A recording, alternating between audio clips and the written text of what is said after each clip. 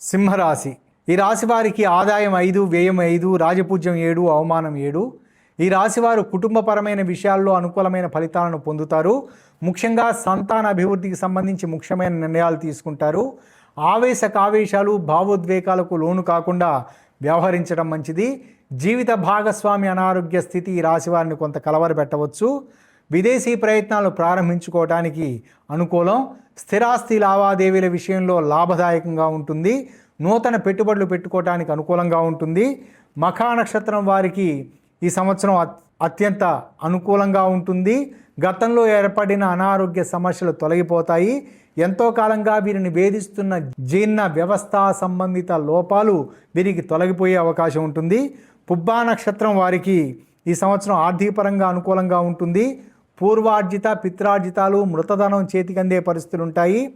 అనుకోని విధంగా కనిపించకుండా పోయిన ముఖ్యమైన పత్రాలు వీరికి లభించే పరిస్థితులు ఉంటాయి. ఉత్తరా నక్షత్రం వారికి కొంచెం ఒత్తిడి పెరిగే అవకాశం ఉంటుంది.